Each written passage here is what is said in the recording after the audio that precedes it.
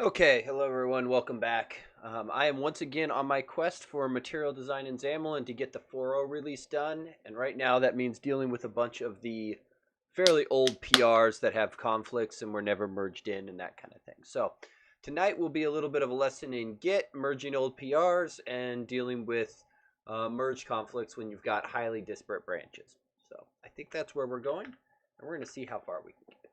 So let's go ahead and dive in.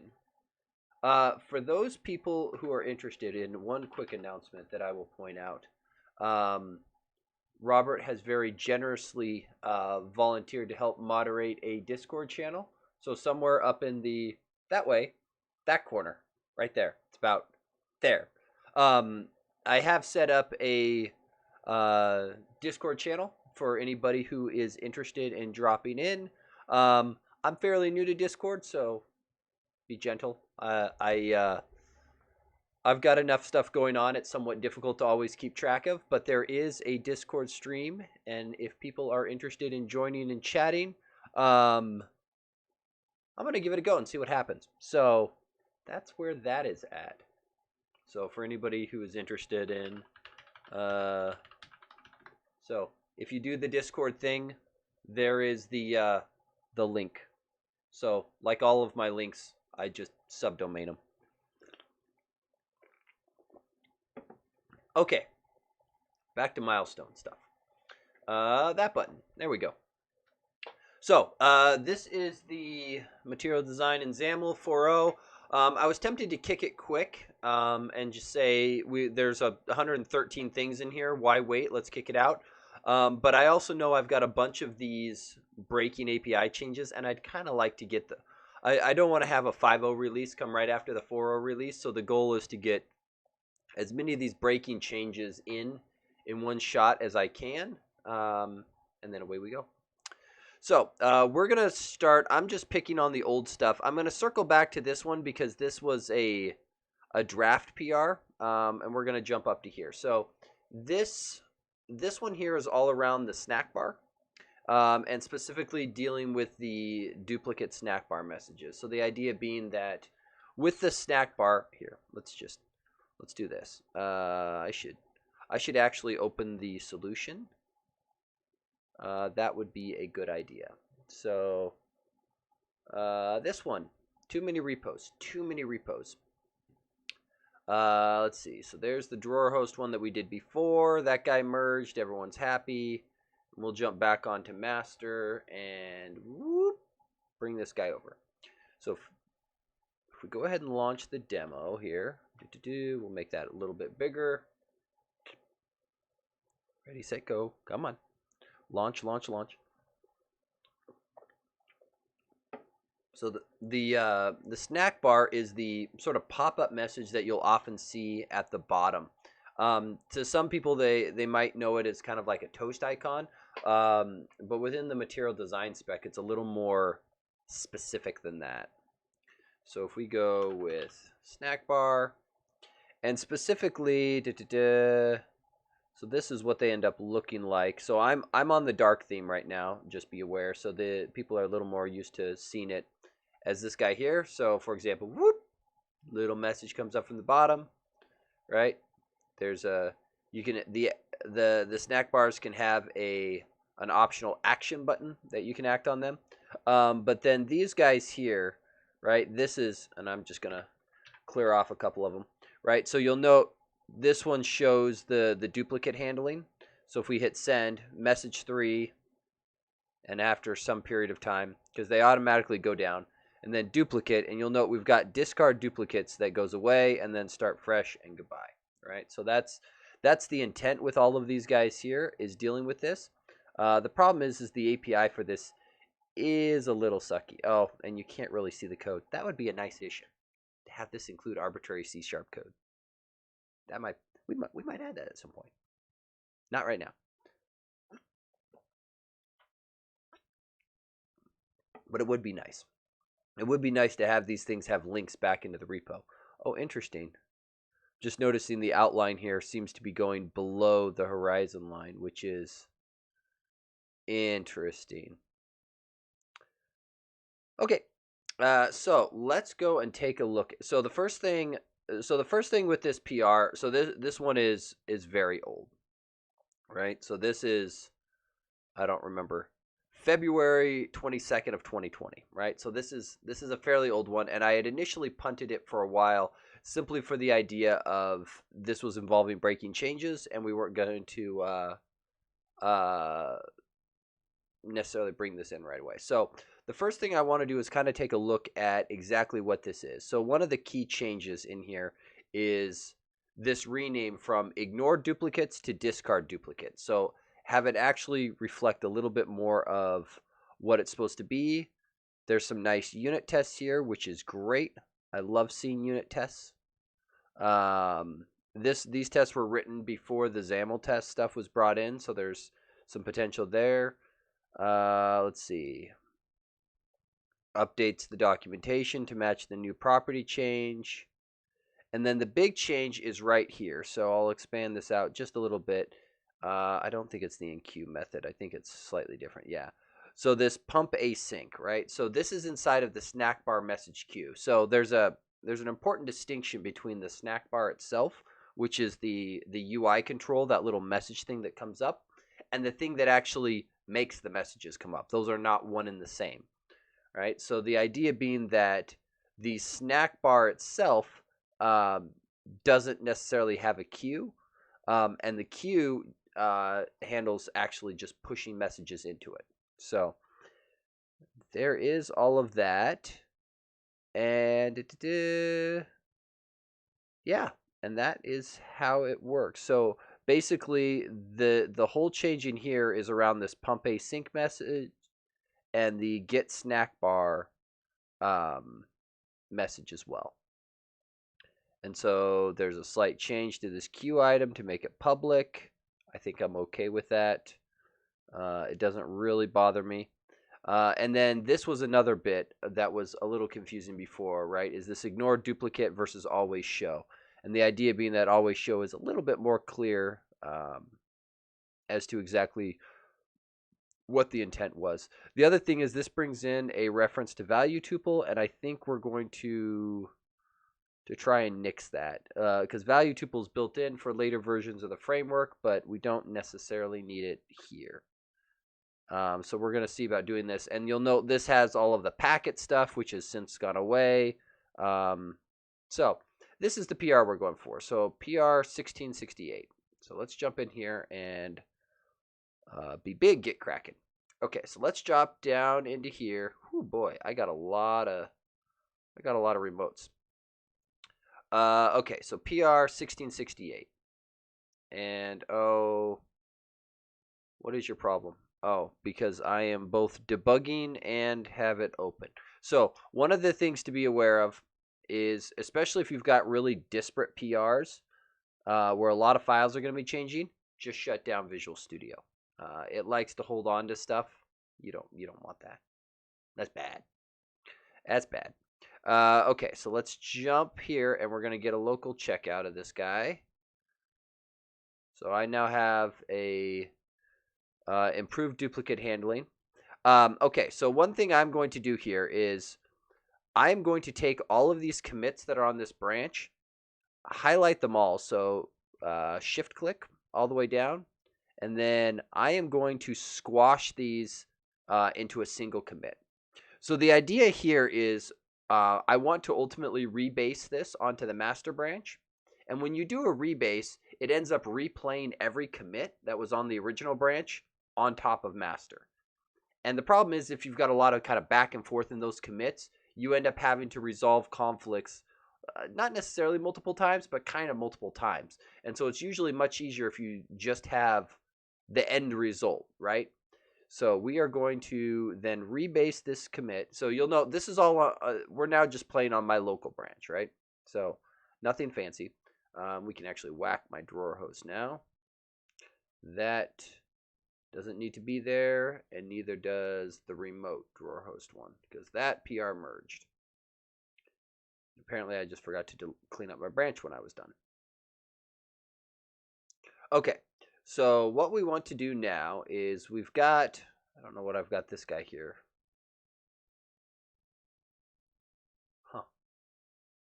I'm going to clean that up too. At some point I need to go through and clean up a bunch of my local branches because most of these look like they are dead and old. Okay, so now we are going to just, so we are on the improved duplicate handling branch, right? We can see it up here too. We are going to right click on master and rebase this branch onto master. So we will do this, and there should be conflicts. Lots of conflicts. Okay, so that was fun. So we'll go packet dependencies, and we know this guy we want deleted, right? So it shows that it was deleted on master but modified on our branch. We're going with the deletion. Same with this guy here. All of the packet files delete. We don't need them, and we know from looking at the PR before that this was just adding in the value tuple stuff. So that all goes away. Okay, we will start with the demo app. So this one here got updated to do pattern matching. And this guy here got changed up a little bit here. So let's see. I think what we want is I want the pattern matching stuff first. Right? But then I actually want this line here, but I want it in place of this line here. Right? I believe that's what I want. So I want to take this guy here, but I actually want to cut this and do the replacement there, I believe is the correct merge that we're looking for. So we're going to take that, save that guy off. Okay, so packet reference, this is another easy one, delete. Okay, so we're going to go with the Q item and start here. So what is the big change here? So on the master branch, we had pushed all of these things to be kind of stacked. And over here, what we have is, I think, the same parameter. So let's see, object content, time span duration. Oh, we've got nullable types in here too that are added. So I think what we're going to do, because the only change here is the change from ignore duplicate to always show. It's interesting that the default remained the same even though the meaning inverted. It's probably okay. So what we're going to do is we're going to take this, but we're going to come down here and change this to always show. Wow. That was pretty cool how it figured out what I wanted right there. That's pretty slick, GitKraken. I approve. And you'll note it's picked up that change there, so let's jump down to the next one. So this has ignored duplicates. Welcome back, Robert. I did announce the new Discord thing at the beginning, and you should see it scrolling right here at some point. Okay, so this guy has always show, and let's see, this guy has an is duplicate. I think we just blindly take everything on the right. I think is what we do. I see both. Sweet. I think we're going to take this whole thing on the right because at a bare minimum, the PR diff will make it easier. Because I think this is one of the only reasons why get hash code was being pulled in, but there are other ways we can handle that. But we'll take a look. So, and I think this one here, show message semaphore. Oh boy. So I think we're going to take both here because I'm not entirely clear where this one's being used. But once again, it'll be an opportunity for us to review the PR. Let's see. Ignore duplicate, discard duplicates. We definitely want this one. Okay, clear, and this is where it's going to get weird because now we've gotten ourselves into a situation where it thinks it wants to do that. And we really have a very disparate switch here.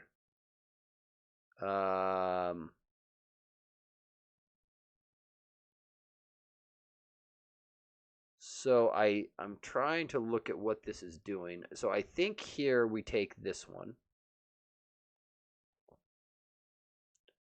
And I think we might just have to circle back on this because this is where we were originally using these wait handles, and I don't want to throw this away.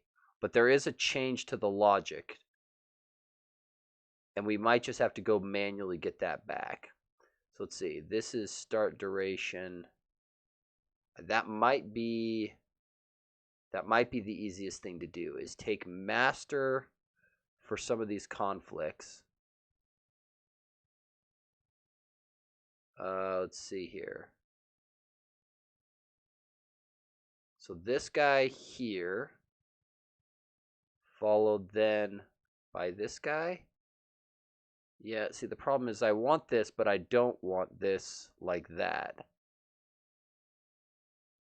So I think we're gonna resolve the conflict this way, with full knowledge that we've whacked this get snackbar message and the logic from pump async, and we're just gonna circle back and pick those up in a minute.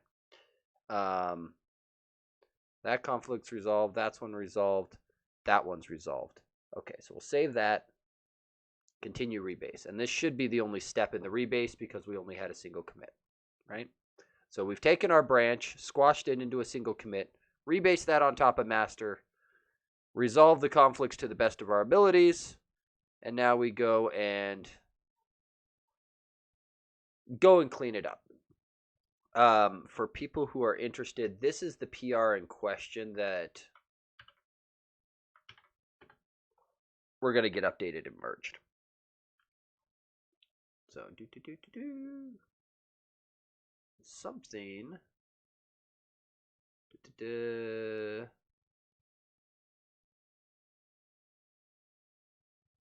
is.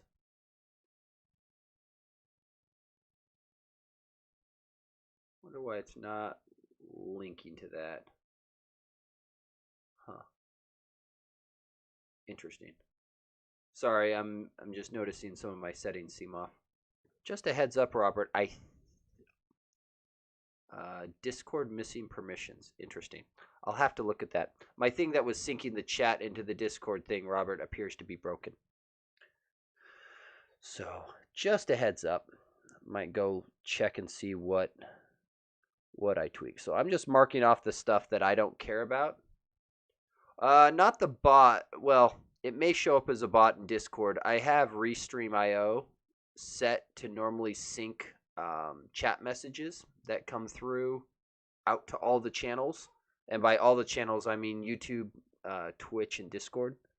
And it's currently throwing an error at me every time I send a message saying Discord missing permissions. So I don't know what that means. Okay, but this is the diff that we're looking to bring in somewhat manually. So we'll start with the first and most obvious thing. First, we declare tab bankruptcy and close all, because that's what we do. Mountain Dew. And then we run the very first unit test, which says, I wonder if, maybe I just need to go and reconnect it, and so it can re-give itself whatever permissions it needs. I might do that. Okay, so this is where we're going to run into problems. So message queue, discard duplicates. This guy squawked, but this is fine. This error we ignore for the moment because this is coming from the demo app. So we're more interested in this one. So this is where the problem comes. Because ultimately, yep, that's the right one. Because ultimately this guy, so insert item. So what did we have here? So previously we had an item is duplicate. So let's look at our diff real quick and figure out, give it mod permission, then post a link and it should work. Okay, fine. You've convinced me. Mod role. So I gotta promote it. I need more something. Roll. Okay. I promoted it. This is a test. Hey! Thank you, Robert. Robert is my Discord master at the moment because he knows what, or I should say, he knows significantly more about it than I do. Which I've set the bar down here, below visibility. Okay, so what did we do on this guy? Snackbar message queue item. So we ended up adding this and dropping the is duplicate. So we dropped the is duplicate, and instead this guy used to contain it. Give me more Discord permissions. Okay, fine. That I think I know how to do because I did stuff. Though I'm not actually sure I can give you many more permissions. I thought I made the mod role an admin. I thought I checked the box to make it an admin. I could be wrong.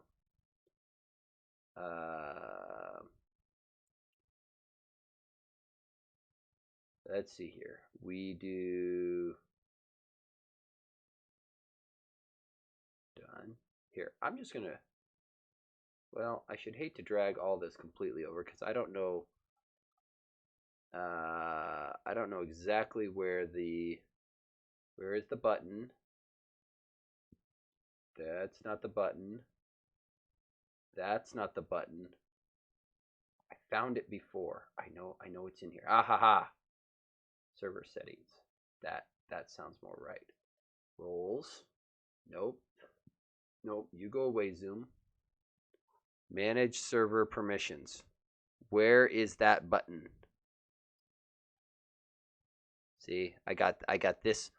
This is the one awesome thing about Discord is it knows when you turn on streaming mode and says, "Yeah, let's not accidentally like show everyone the bad stuff," which is wonderful. I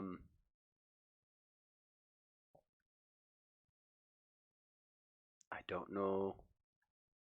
So I thought I went here and I thought I went here.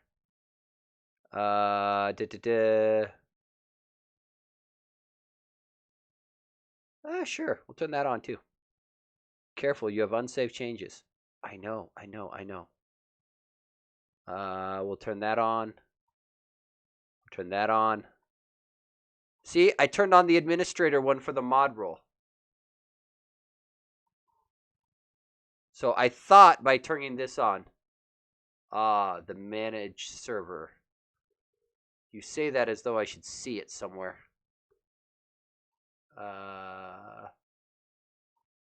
Oh, did I just turn it on? In my list of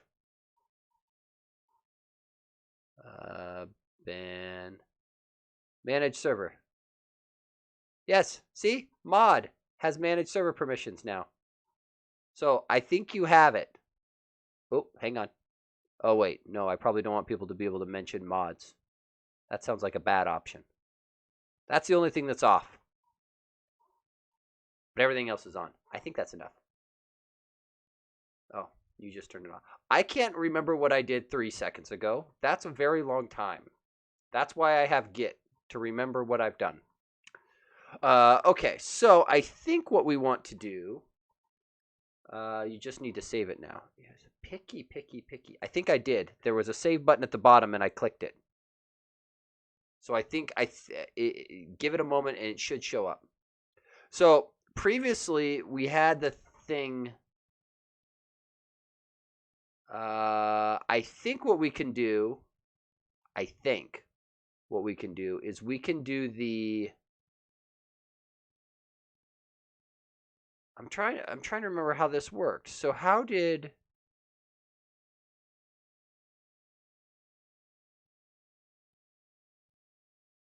So previously, this guy was. Sorry, I'm just trying to understand. So before, it was relying on doing equality between the next message and the last shown message.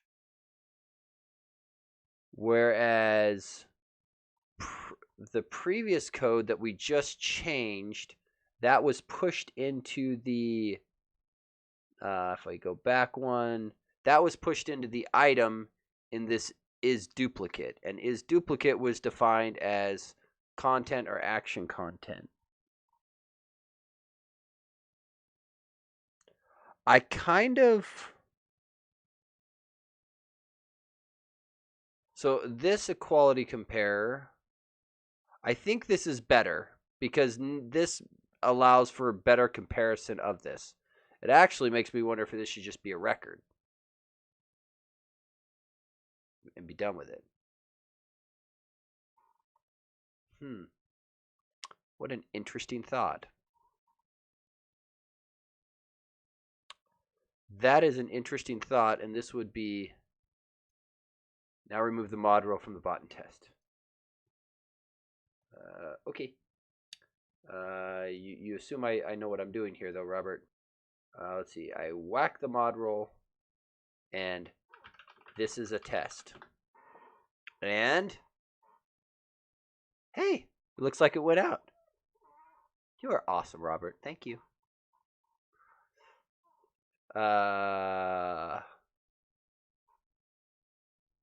Yeah, I like this equals implementation. I think the concept of what we have back over here is just wrong. So,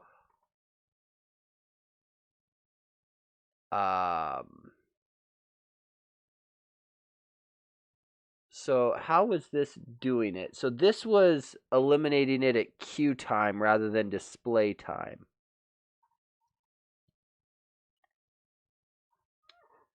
That is a subtle change.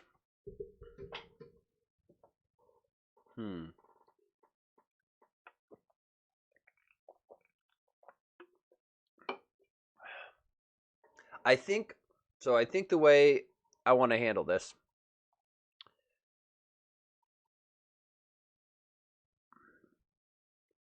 because I think what we're going to do is we're just going to add this is duplicate back, but we're going to change it up a little, change up its implementation. Not a lot. It can be public. That's fine. There's nothing wrong with this. So if, and rather than doing an expression body member, we're gonna spell this out. If always show, return false, right? That's the easy case. Otherwise, return equals value, right? Mountain Dew tonight. Yes, tonight we are going with the Major Melon, which is their new one. The best way I can describe it is if you like the Jolly Rancher kind of artificial watermelon flavor. It's kind of like that with a twist of Mountain Dew. That's the best way I can describe it. Okay, so what do we got going on here? So action content. Let's see. So this, I think I just do this, and it makes it happy. So that for nullable reference types. This we can use better pattern matching since we've got the newer compiler. We'll put some curly braces around that. Yeah, was that limited edition voltage? That was when they had like the 3 flavors that they were like pitting against each other or something, if I remember right. There were some good ones in that. Okay, so we're gonna bring this in. So message expired. Is this being used anymore? Because this was a new one. Yeah, so this is now dead and gone. We're gonna get rid of that. We do need to implement get hash code. And I'm trying to remember. There's a hash code class, but I think it's new. Yeah, that's the problem. And this is leveraging value tuple. So the question is, do we bring in value tuple or not? I think we don't. Only because I don't see, like, bringing... I either take an additional dependency on value tuple for the older net framework. Maybe that's okay. Ugh, I just hate... Ugh. Okay, so if... Oh, let's see. What is it? I thought it was always show, wasn't it? Isn't that what we called it? Oh, discard duplicates. So yeah, so if we're discarding duplicates and the item is a duplicate, we just bail. That makes sense. That makes sense. We're gonna put some curly braces in because this seems like an area that's ripe for failure. This isn't the old value tuple is the thing. This is the new value tuple. So, and the only reason I'm being hesitant is because it's going to be NuGet package changes, and I always hate dealing with those. And it largely boils down to the idea that right now, our NuGet packages are hard-coded with new spec files. So every time there's a change to this, I have to explain, like, I'm now managing this dependency. And I want to do this. I don't want to bring it in. I really would prefer to not take the part of the goal is to have as few dependencies as possible. And just to get the hash code implementation, yuck. That's what I have to say about that. Because you'll note it's there for net core. It's not there in old framework. And I'm wondering if we just roll a simple hash code implementation in order to get it. It almost feels better to just write the hash code method. Let me look. Let's see. I normally do mine the same way. ReSharper has a good implementation for get hash code. And I usually just do it their way, and I can never remember their constant that they use. What was it, 397?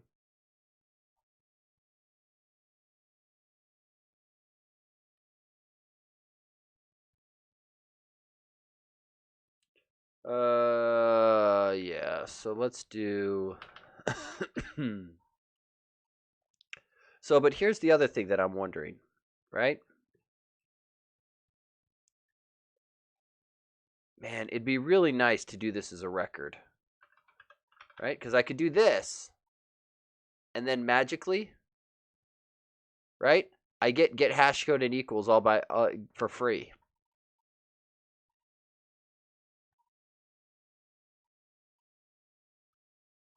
Right? And that's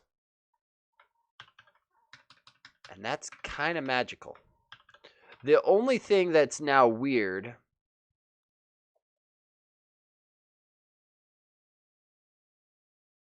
the problem with record, right? And this is my one. Is it immutable? No. Well, so it's not. So this object is already immutable because it only contains. Oh, I guess it's not immutable. It has this. It's mostly immutable, but because I'm not using a positional record, so the positional records where you do the parens and start declaring stuff, all of these members are just straight up declared. Are just properties. The problem is with a record is the implementation that it's going to generate for me for equals and get hash code. Is going to use all the members. And you'll note, we really only want 2 of the members. And I'm trying to remember. Hang on one second. I think I got a link here. So there's some members of C# or some members of the record that you can override, but I don't think you can do the equals and the the value tuple. I think this is the link I want. So for those people interested, link there. And if people are interested in what the heck this repo is that I'm stealing from, view on GitHub. It's the C#9 folder inside of this repo.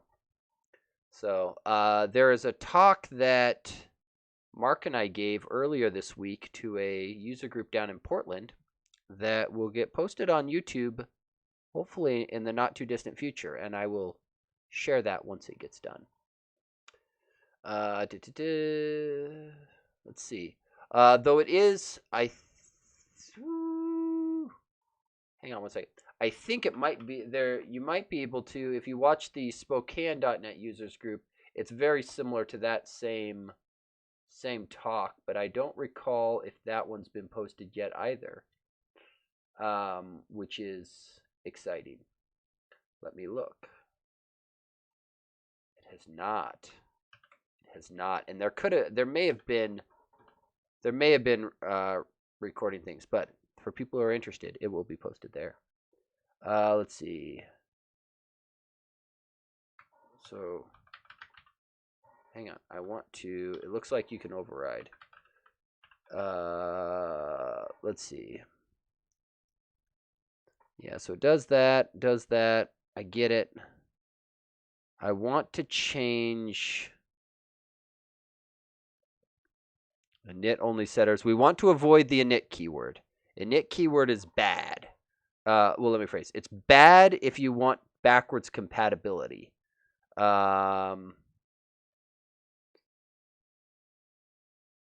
let's go back in here and look. I believe if I just do override, right? What do you give me? Hash code. That ain't what I want. Yeah, I think we just abandoned the record because it's going to take more work to make the record work than to just roll the own hash code implementation. The only benefit it would be giving me at that point would be a 2-string implementation. That's sort of where I'm at on that. I think you just roll your own.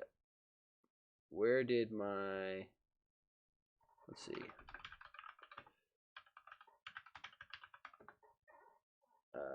This guy here should show, I'm trying to remember, because it's something in the order of just like unchecked, generated quality members, blah blah blah blah blah blah blah. The problem is most people's examples now use the hash code class, which is great if you're on newer versions of .NET. Which, yeah, I believe, so I'm going to do this from memory, but I think it's something like this. Like RV gets 397, right? Return RV, we should probably make that an int, right? And then it's something like, what is it? XOR equals content. Oh, this doesn't need to be null checked. Get hash code times 397. And I think it's something akin to this. And then it's like action content. Right? But that's null checked. Right? So we're gonna do one there, and we'll whatever. I guess actually 0 is just as good. Save on an instruction. But I believe it's something like that.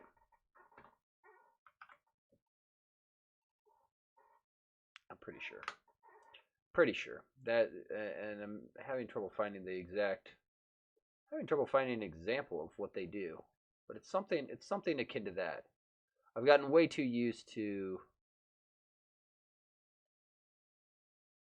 Oh, here's an example on Stack Overflow. So it's pretty close.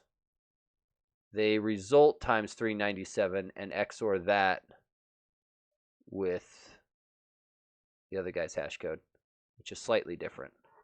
Okay. So RV times 397. That gets XOR'd. All right.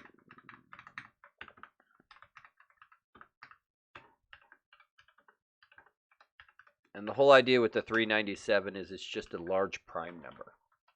Because mathematicians somehow derived that, and this just becomes int there, and then we don't care, right?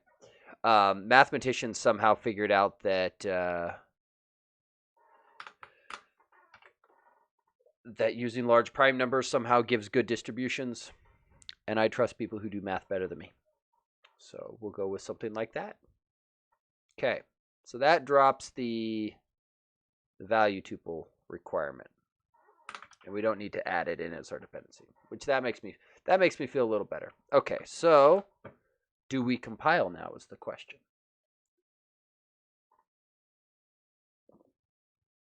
Uh-oh. One Mountain Dew already down. Don't worry. Got backup. Okay, does not have a parameter called ignore duplicate. Let's see here. That's because this got renamed to not that, always show. So how about always show? This should be renamed always show, and then we should change. It does give good distributions. Correct me if I'm wrong. Isn't that hypothesis like one of the, I'm going to blank on the name. There's certain math problems where there's a bounty of like $1 million for anyone who solves it, or something like that. So ignore duplicates was false. So this should default to true. But we should check, because we've just subtly changed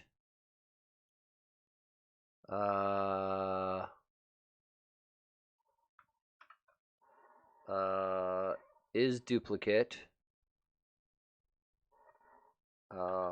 always show is false, right?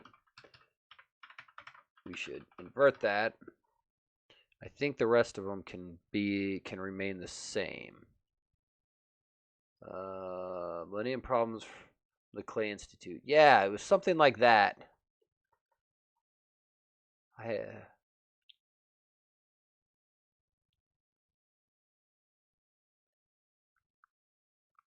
Yeah. Little easy, simple math problems like these that people have been at for, well, decades at least.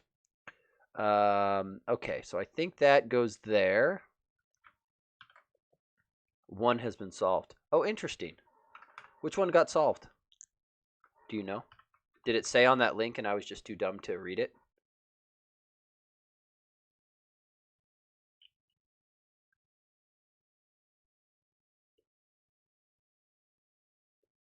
Okay, so that cleans that up. We compile again. And I think everything just works. Okay, so let's start with the simple case. We are going to start by, I won't run all the tests, but I would like to run these tests to confirm that much works. We'll deal with the UI tests. Poincaré's conjecture was solved. Oh, interesting.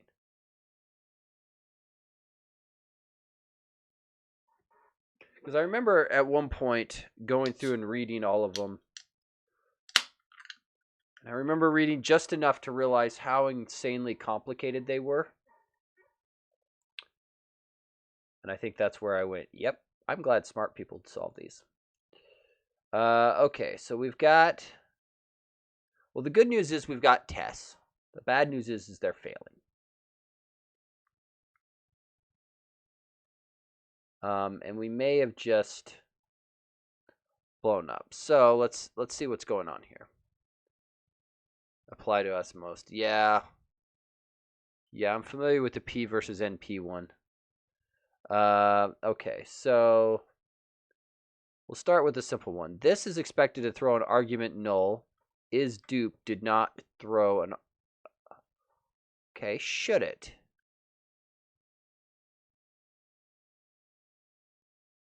Because if this is expected to throw on null, we should probably declare it like this.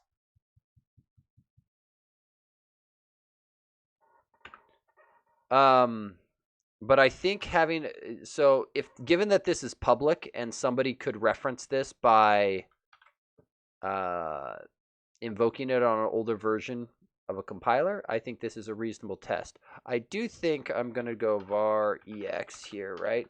And go assert equal, right? And I believe it was called value. Yep. And we'll just assert on the parameter name. Yeah. So asserting it throws an argument null exception.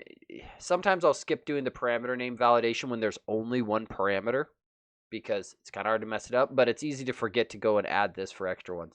Because I've seen people where they do like, you know, if either argument is null, just throw an argument null exception without a param name, and it's like, Okay, so this one here.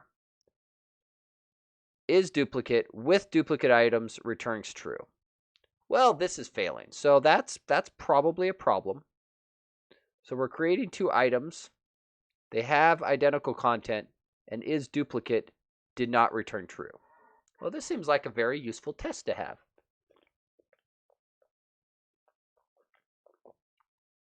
Okay. Well, let's just debug that beast and see how the heck I managed to mess up such a simple equality method. Oh.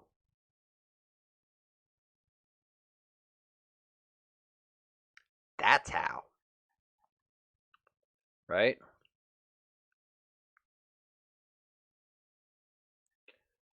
Because always show is set.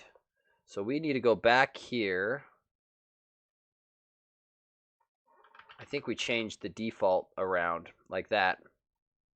Okay, let's flip that around and see if that makes all the difference, because I'm wondering if that'll clean up the other one too. We'll see. Nope.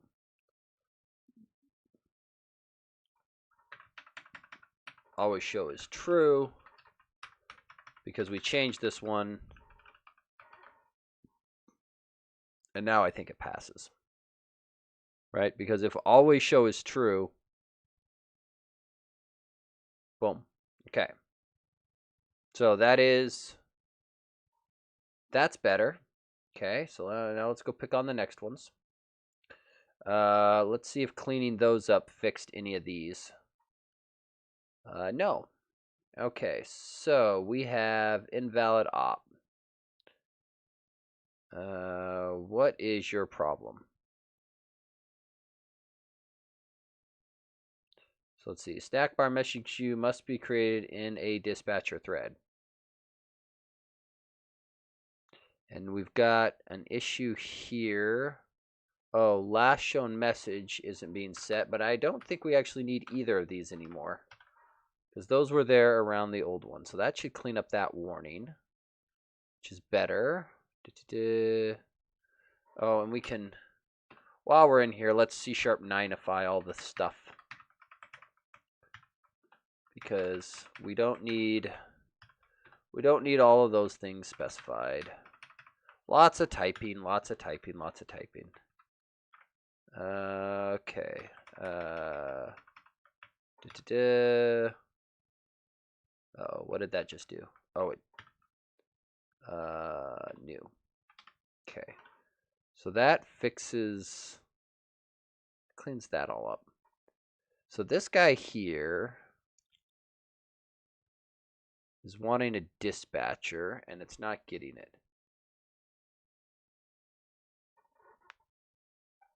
Howdy. The problem is I thought this was created on an STA thread. And I'm guessing that's not good enough to give me a dispatcher. I'm wondering if it might be yuck. So the change here is we have a bunch of tests that were previously not there, but these tests were written when the constructor wasn't doing this.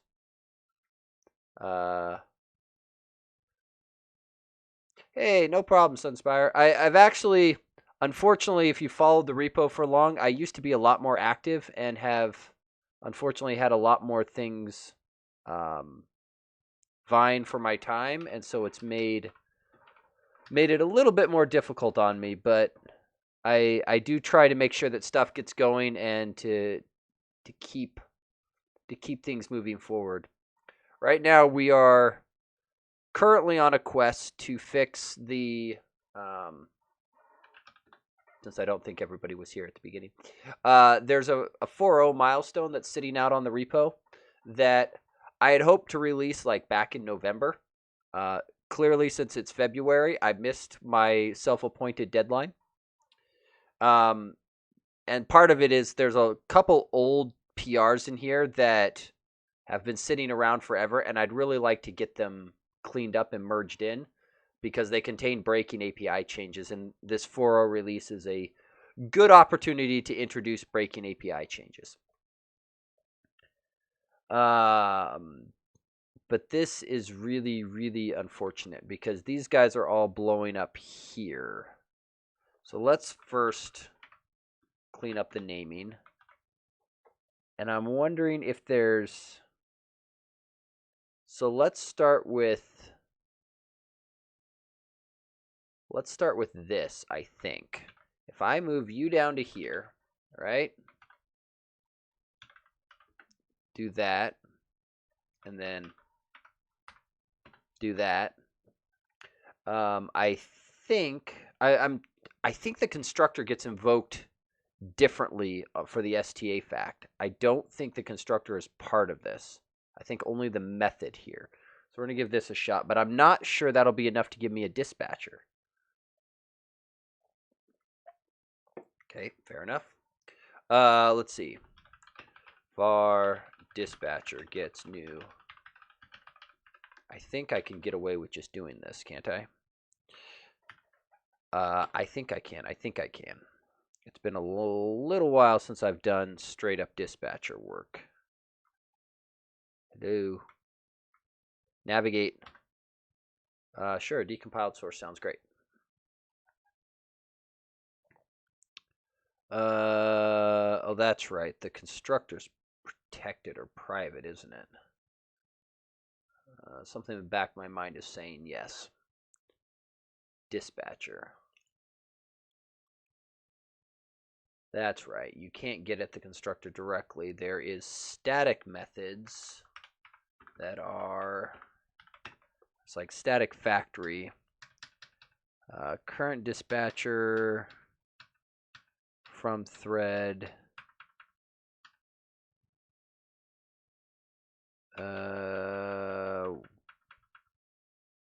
Let's take a look. I don't know if this is actually even going to get me one.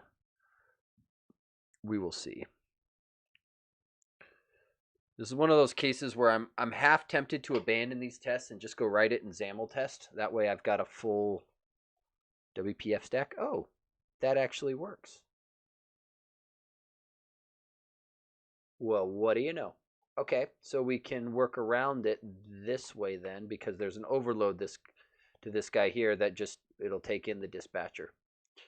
So rather than doing that, we will just specify, let's see, time span from seconds 3, and let's see if we can get away with this. If we can push it back up to the constructor, that would be convenient. No, rename you back to that. So there's a naming conflict, which is great. And then we abuse the naming conflict to move it up and have it affect everyone. Okay, let's see if that gives us what we're looking for.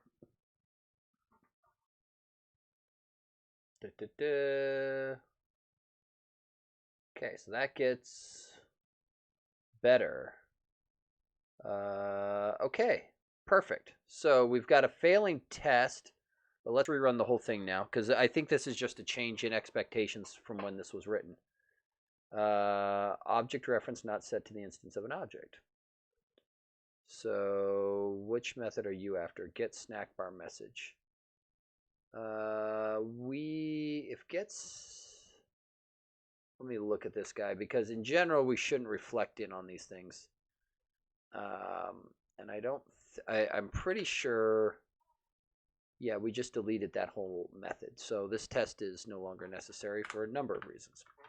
Okay, we're going to get rid of the regions too, because most of the time I don't feel like regions add a lot to the code. And in this case, I think they're adding noise rather than clarity.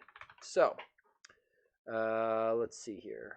We've got nullable reference type warnings. That's fine. We'll circle back to those. Let's see. Where'd we go? Show me. I wish I could. I want these filters at nested levels is what I want. That would make me a little bit happier. If I could say get rid of all of those. Okay, so that got me closer. So let's see. This guy here. So this guy is expecting argument null exceptions on pretty much everything, but clearly it didn't throw that on some of these. So let's get all the way down to wherever the base level one is. Okay, so we've got, so it's only going to throw an argument null. I think this really should be an argument null exception as well. The problem is the subtle switch from argument null exception to argument exception. There is, and this is kind of a weird way to do it, but that's fine. The order of the param name versus the message is backwards. So on this one, it's message param name, and then on argument exception, it's param name message. Or maybe I said that backwards. Argument null exception is param name message. Argument exception is message param name, which is all kinds of waddy. And because they're both string parameters, it's really easy to get them backwards, and unless you have tests, not catch it.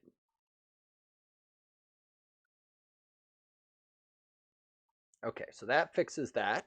So that's, see, I like having tests. Tests make me feel warm and fuzzy, because once I get all these tests working, I know that this will work. So this threw an argument null exception. This is doing get snackbar message. Okay, so hold on. We should get snackbar message, discard duplicate queue. Okay, so this is trying to simulate, let's see, first item. So that goes like that, right? To get that to work. Nullable objects goes there. Okay, so we've got this issue here where it's trying to find get message. So what is it doing with get message? It's trying to set the last shown at, and the issue being that when it enqueues items,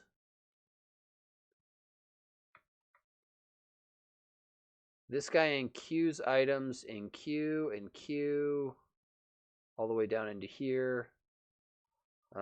We should change this too, because clearly we didn't catch that in our test because of the generic catching the override, which is exciting. Let's just confirm param name message. That's what we want. Snackbar message queue item. So this is the issue: is it builds it up and puts it in, and then there's no way to know when it actually goes. So this is a little unfortunate.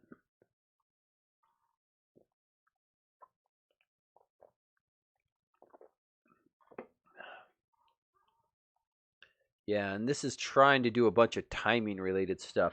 So what are we actually after? if the queue should ignore duplicate items. So the idea is we queue up 2 items that are dupes. And then we really want to confirm that it only shows A, B, and then goes, right? That's really all we're after. Okay, so let's rewrite this test. Because ultimately what we want to assert is that it shows the right stuff. So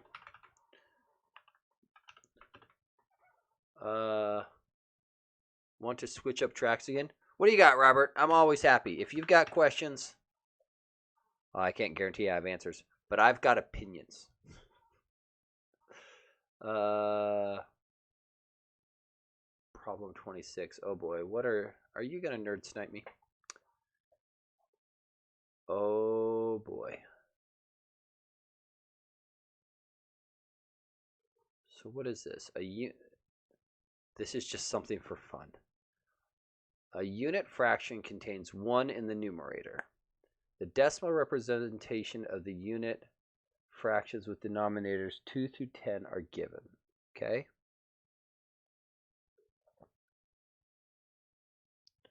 Where means as a 1-digit reoccurring cycle. Okay. So this means this is the reoccurring cycle, 142857. 6-digit recurrent cycle. Find the value of D less than.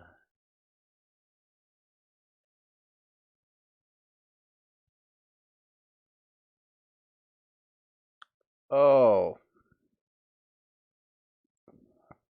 So you know how people like to ask interview questions and sometimes they throw brain problems at you like this? This is one of those problems where I know I've seen this before. So,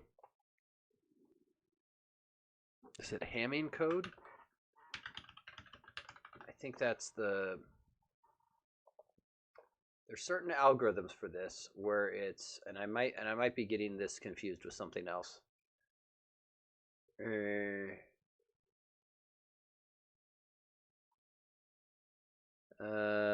This is not quite what no, I'm getting something else confused. No, the Hamming code is used for the tree for like compression.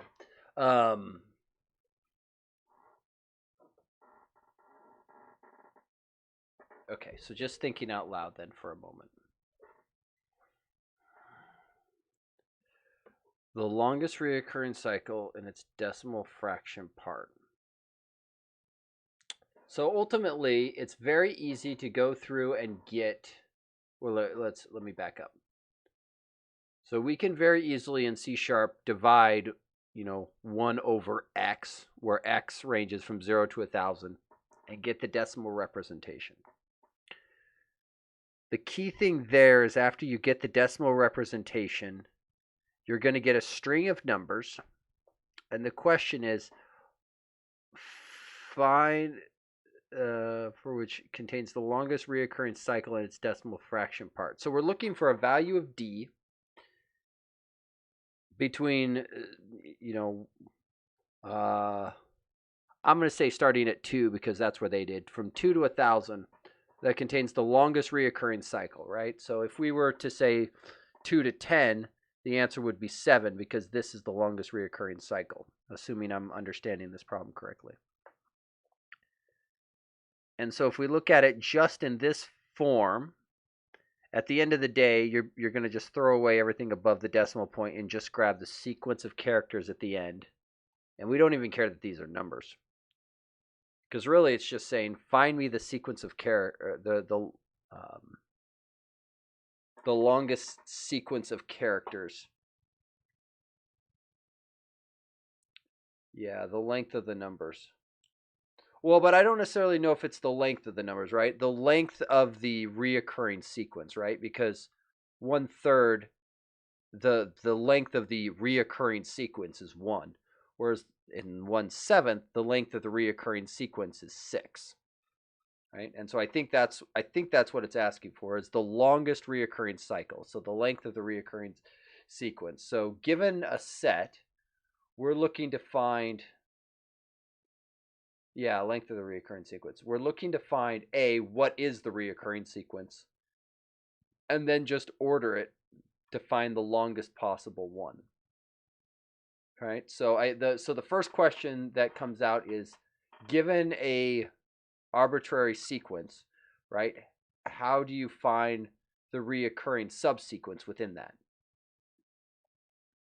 Right? And I'm trying to think of if there's an easy way to do that. I mean, obviously, so the simple option, 1 over 97 reoccurring sequence is, oh dear heavens. Oh dear. So I'm actually wondering now. That's not the answer, by the way. So I'm just gonna cheat with try.net real quick. I'm a little curious if let's see, console. Like, I'm curious what actually you end up with.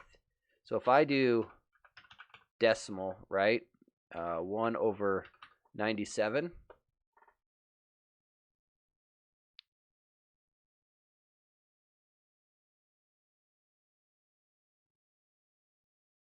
So, because I had sort of made an assumption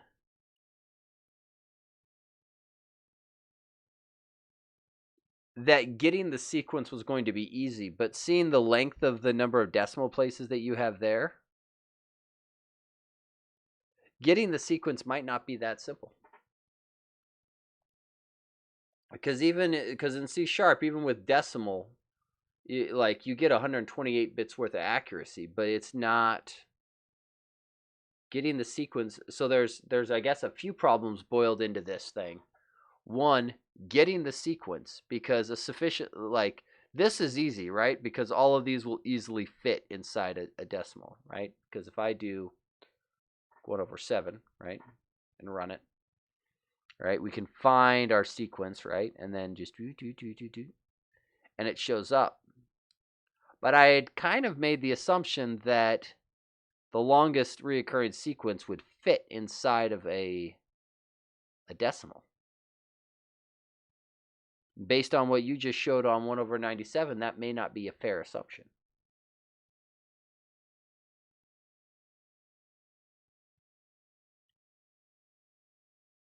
Yeah, that's why I shared it. Yeah, so I think there's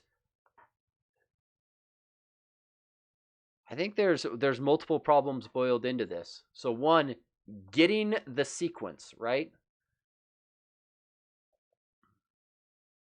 And I think the way I would go about solving it is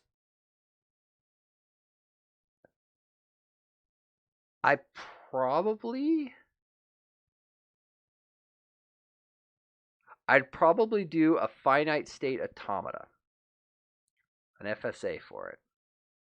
So I think I will talk through this. So the second half of the problem of find the longest reoccurring sequence, I imagine that the algorithm for that looks like get the next digit of get a digit of the sequence, append it to a string or a list or something to hold on to it, right? So get the next digit, append it to sequence, right? After you append a digit to the sequence, assuming starting with the second one, right? Compare it to the first one, right? And determine if how would you do that? Well, that doesn't quite work, does it? Because you need to go until the sequence breaks.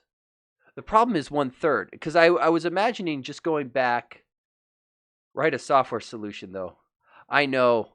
I think I want to finish up that pull request, but this problem is interesting, and I'm trying to think through it.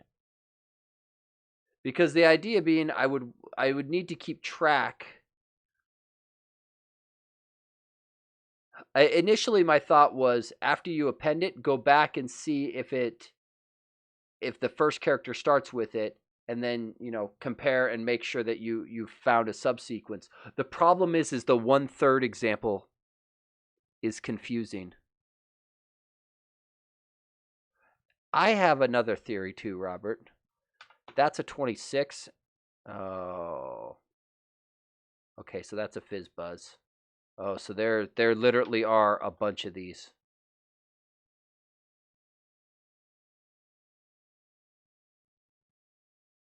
Ah. Hundreds. Oh dear heavens. Oh dear heavens.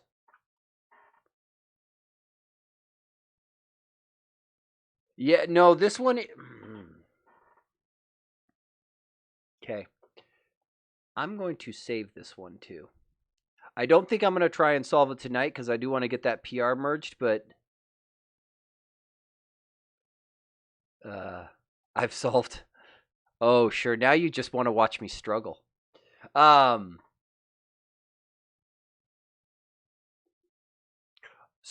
one question I have for you, Robert, is this one of those problems where there's a particular mathematical, I'll say, shortcut, or is this literally an algorithmic based problem? I think it's algorithmically based. I don't know. I don't see how there would be a mathematical shortcut. I think it's just think of sequences. Okay.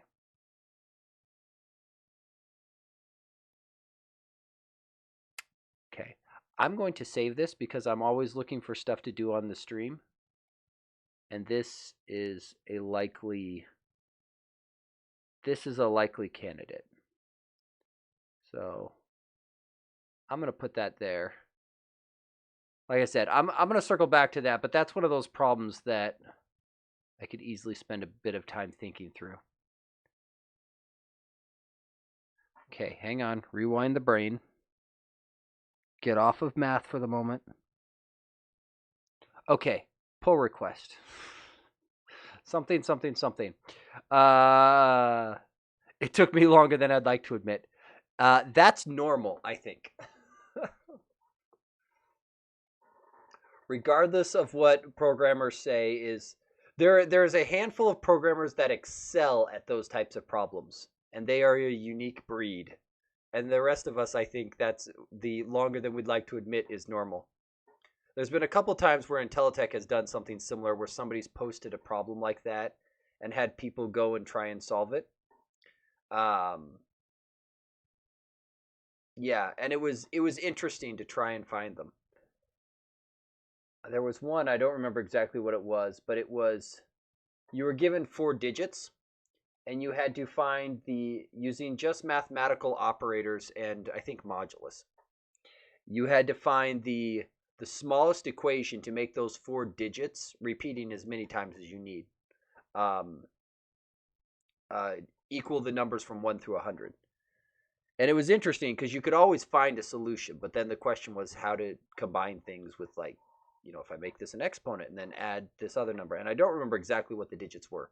There were solutions, but there was like 2 or 3 numbers where, like, I think most people eventually solved it and came up with a solution, but I think only 2 or 3 people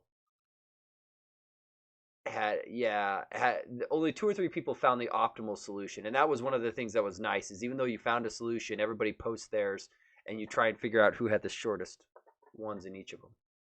Yeah, performance does become an issue. So my first solution for it, I am somewhat ashamed to admit, I went for the brute force approach. And I think I let it run overnight. Yeah, not the best solution. And it didn't find all the optimal solutions, but it found a solution.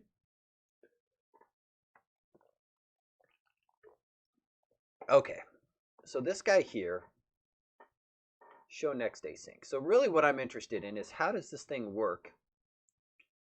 And can I get this thing to just trigger automatically? And I think I can.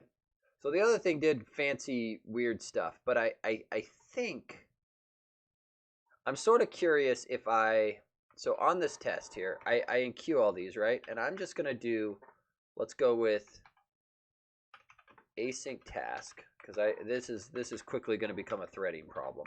I can see it now. Await, task, delay, 5 seconds, right? I just want to see this thing go.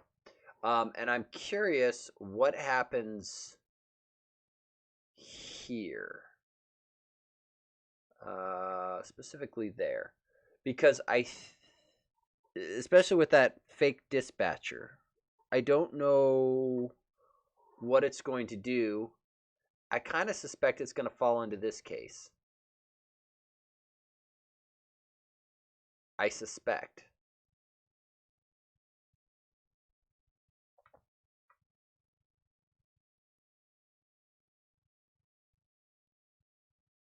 I'm sorry, what?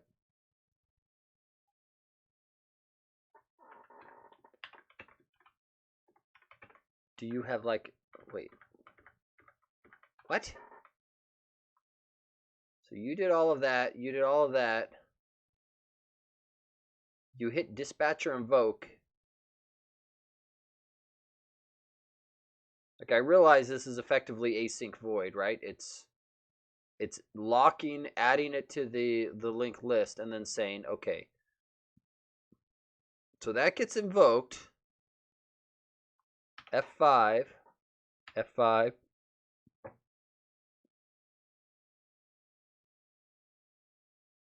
I'm sorry, what? And then 5 seconds later, the thing passes.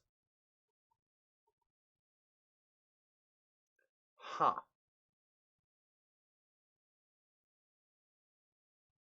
Yeah. Well, huh? Like, I sort of expected us to get into here.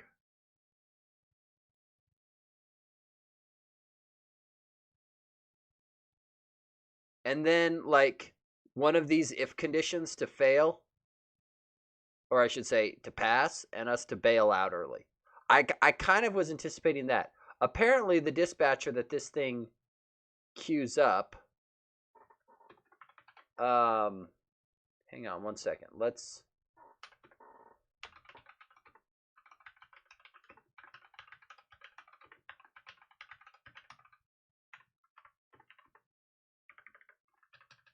All right, I'm gonna just do this.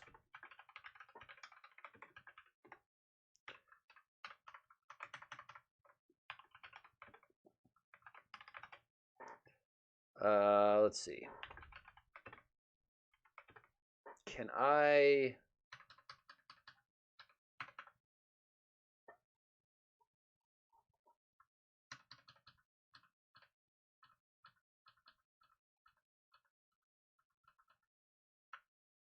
So I can disable it, but I can't make it go? That doesn't seem very helpful.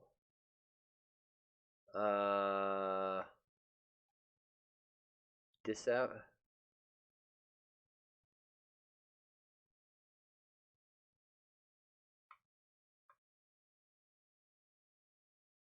Huh. Okay. That's not a good thing. I'm kind of curious to look at it right here then. Or I guess I could catch it in. I'll catch it here and look at the dispatcher. I'm somewhat wondering if it's already been like shut down or similar, or it's just had its processing disabled. So not shut down.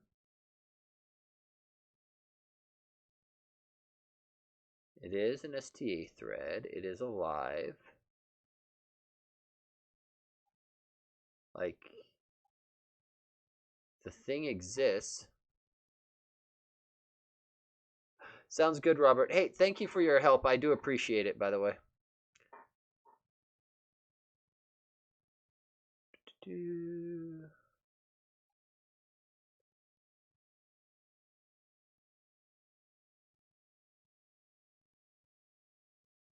Nothing there.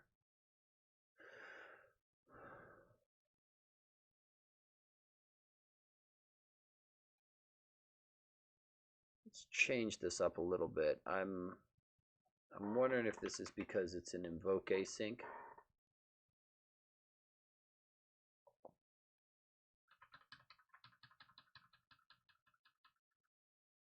given that we're firing and forgetting, I sort of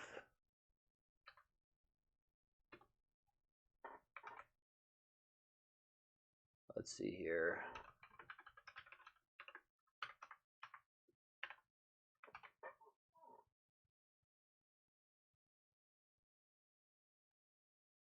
Oh, and this wants to, fine, you can wrap it up.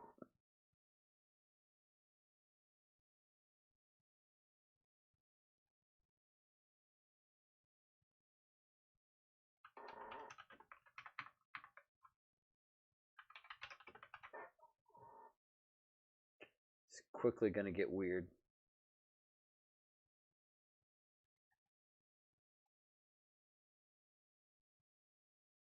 Debug. I'm really kind of confused.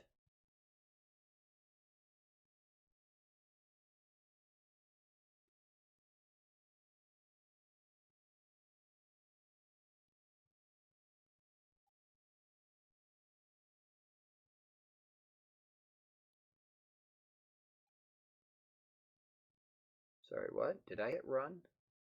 Oh, I don't have a breakpoint here. So let's try this again.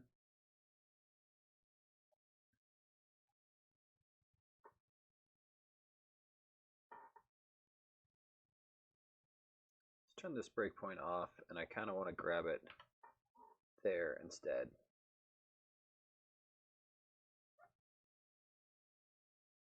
So it's never... Okay, so this guy is somewhat worthless. Okay, well, that's fine. That's fine. We can go back to what works, right?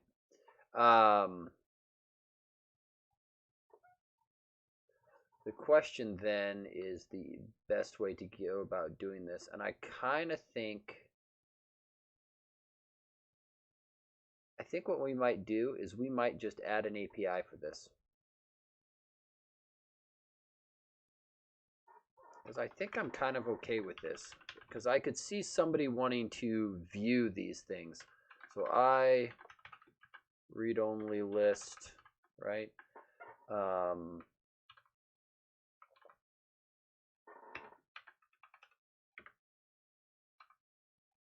Let's see. QUEUE. So I think we do this, right? We'll do an expression-bodied member, and then snackbar messages.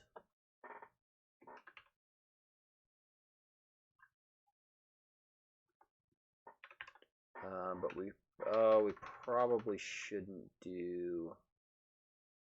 Is that going to be a problem?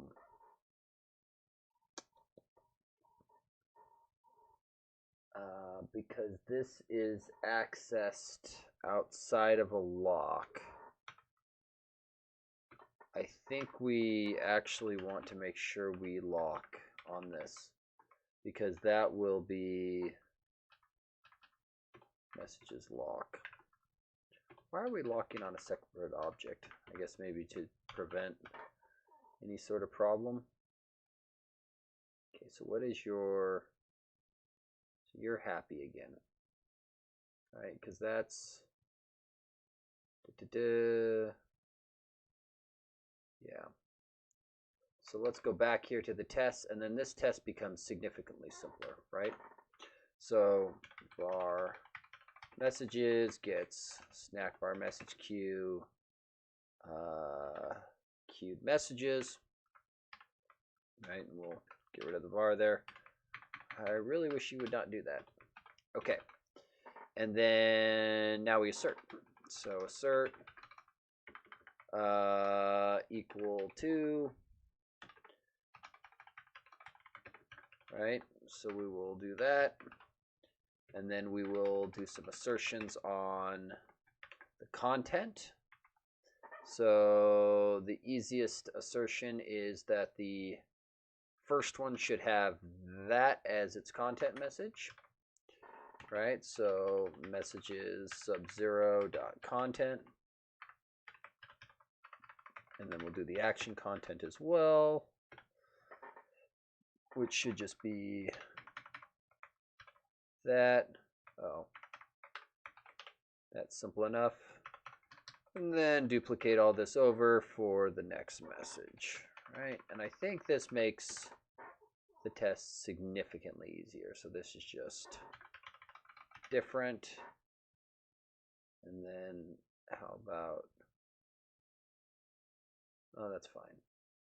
So run test. Oh, and we can make this a void. And then we get rid of all this. That's a little bit cleaner. Excellent. So now it's no longer an assertless test, and it passes. So that makes me feel warm and fuzzy. Okay. So down here, what do we got? So A, that needs to be nullable object. And then you are unhappy because you are trying to invoke a message. So if the queue simply outputs items. So I think this is the opposite of this guy, but I think what we're going to do is we're going to explicitly set, I think we want to explicitly set this guy down here to be false.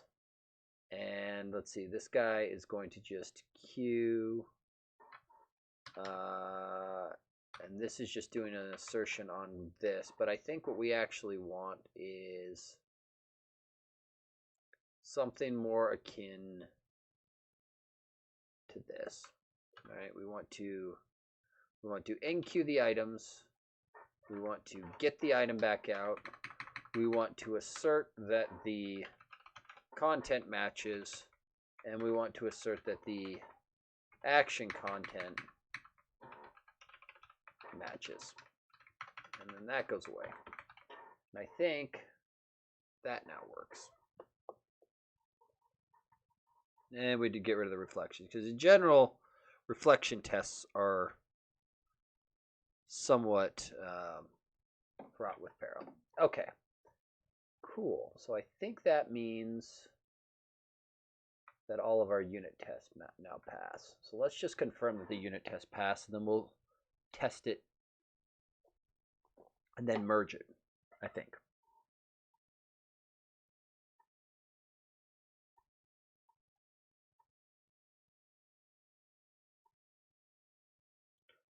Let's see where that goes. Okay, so that gives me a pretty high degree of confidence. The only difference between these top two tests is one targets net framework, one targets net 5. In theory, I should probably have like a net core 3.1 in the middle, but there's not enough changes that... Huh? What? Oh, that's right. There is some failing tests under the net 5.1 under local setup. Oh, I forgot about this.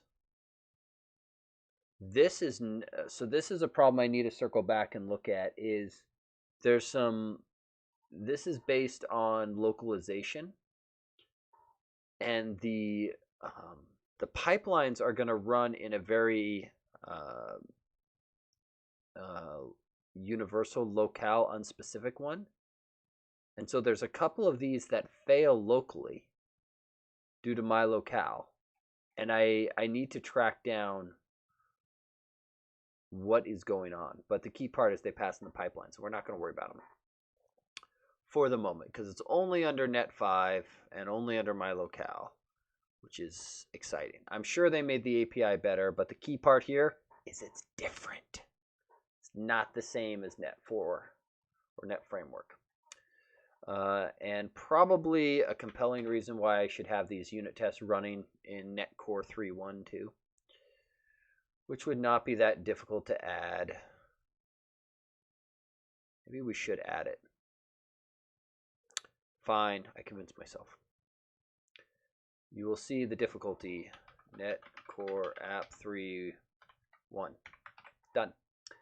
And that is how hard it is to add unit tests, and multi-target. It should just tell it all the targets you want it to run. The problem is I've now increased my unit test execution time by like 33%. And then we got to clean the solution and then rebuild. Yeah, and you'll note here in a minute, it will find all the tests, it will build all the tests, and it will work. And then magically, we will end up with a bunch of tests. I am curious now about that localization issue on the time picker, if it is only net 5 or if it's something that changed with net core. I kind of have a hunch it's net 5, but we will see. And then we will promptly ignore it and go back to actually getting this thing merged. But I want to see these tests pass, and then I want to see the demo app work. And then that should be good enough for me.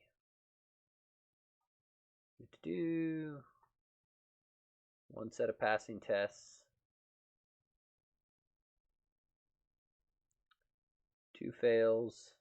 I'm going to go with 3 fails, and they're all going to be in that time picker. Oh, and the calendar format one. Okay.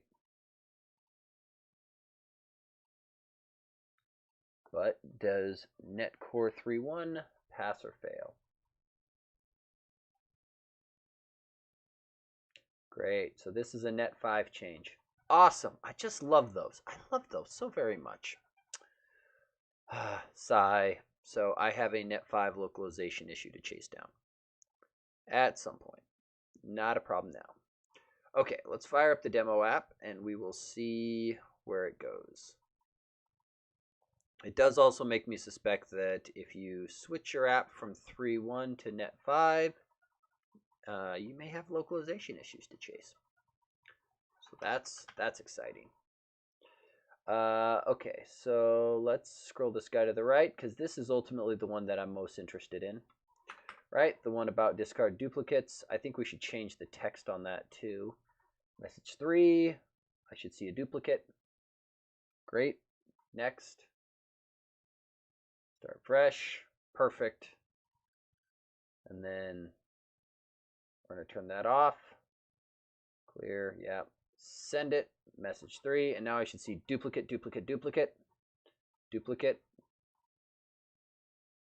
duplicate. Huzzah. So I'm going to say looks to be working as designed, which is great, which was kind of expected with all of the test passing. So that looks good to me. Let's jump back to repo.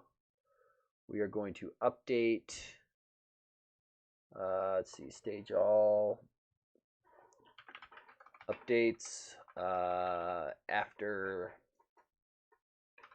rebase and commit changes. I think we're going to push.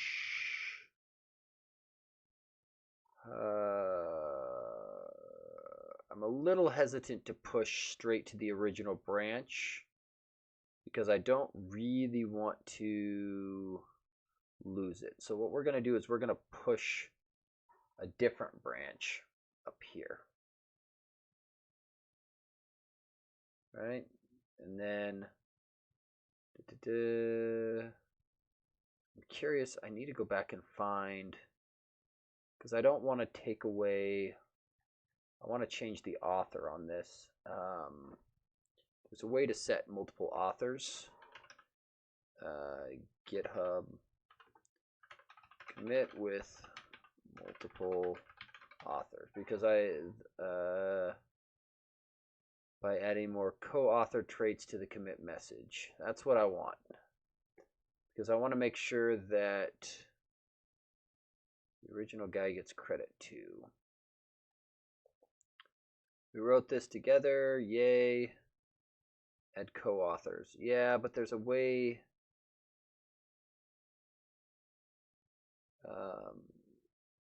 You can use GitHub Desktop to do it on the command line. That'll work. co-authored by name. Got it. So that's what I want to do. I want to add that. So we want to go here, and I want to add this. Oh. Okay, 1 second. I got to make this smaller so I can see what I'm doing. Oh, and there's no way to make the box bigger. Cancel reword.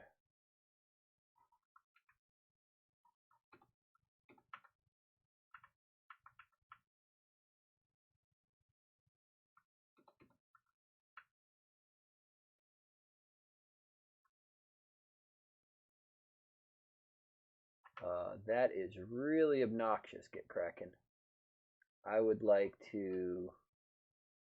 Apparently I was going to add it at the top, but I guess I'm adding it at the bottom. Okay, so back to the PRs. This one. Let's see here. Let's see, view pull request. Because I need to add in this. I'm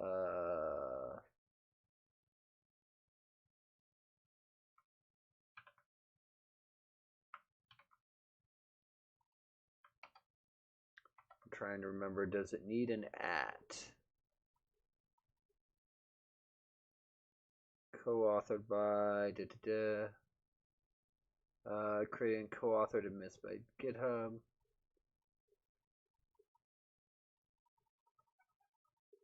I don't know how to do the name at part, so we're going to do that though.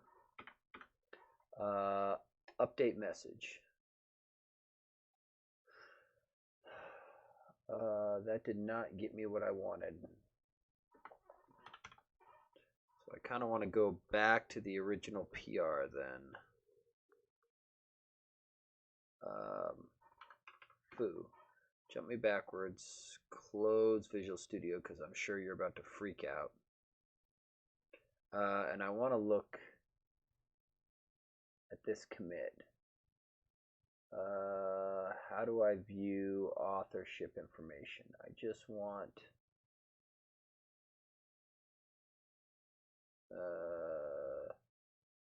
that is definitely not what we were going for, but let's see here. What did you do? This is the commit that I want it to look like. Cancel reword. So how about we just set upstream and push this beast? I'm going to put this back on my repo and call it foo. Sounds great. And then let's go and look at what the heck it just did. Because I know there is a way to get this information, and I just don't know what it is. Let's see. Material design toolkit. I would like to look at view all branches. I'm sorry, did I not push that? Push.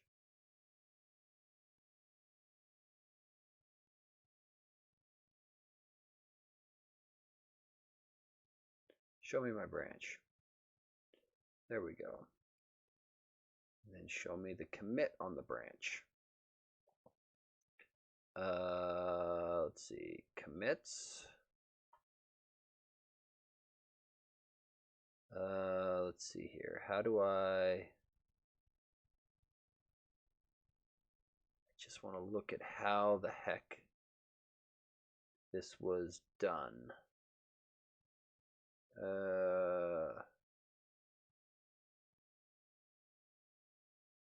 You are not helpful. So let's try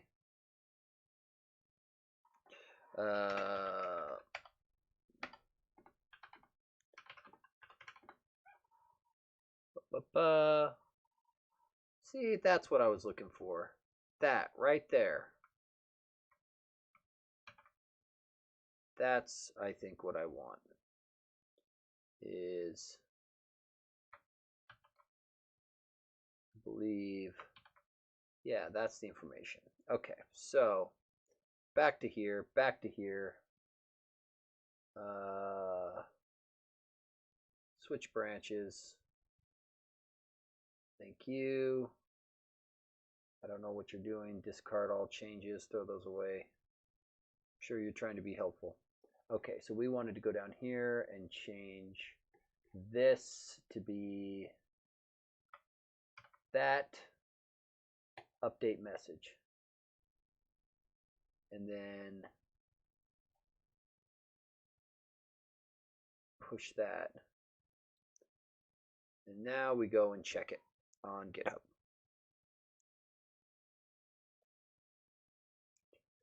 Give me this, give me this. Did it seriously push it as foo on the upstream?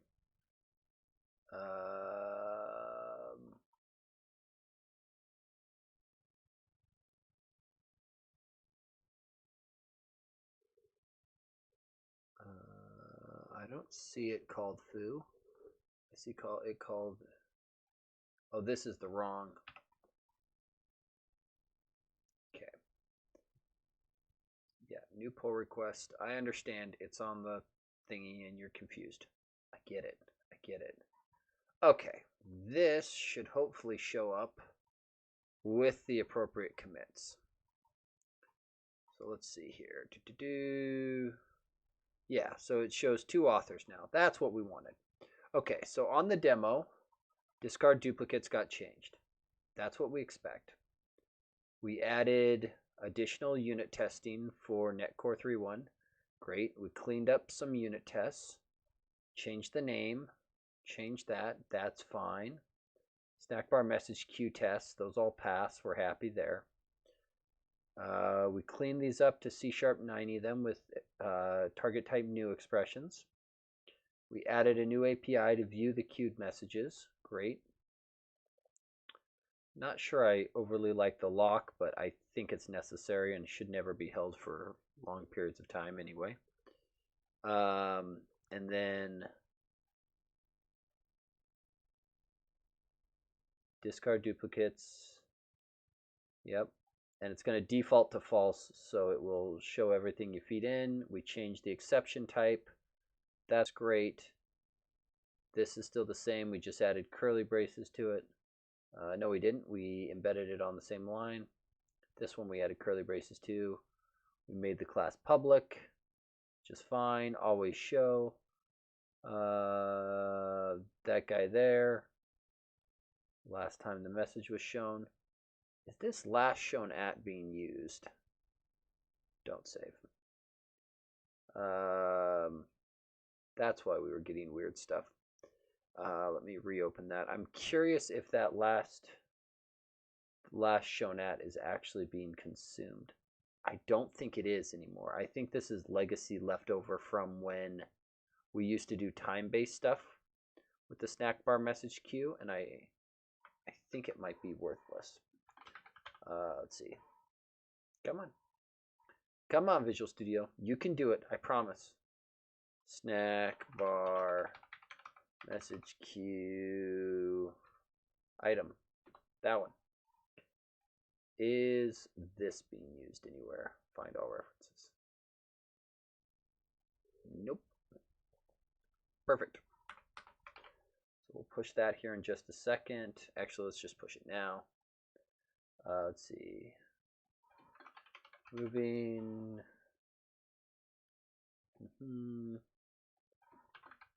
Last shown at. Commit. Push. Which means if I believe if I just refresh this.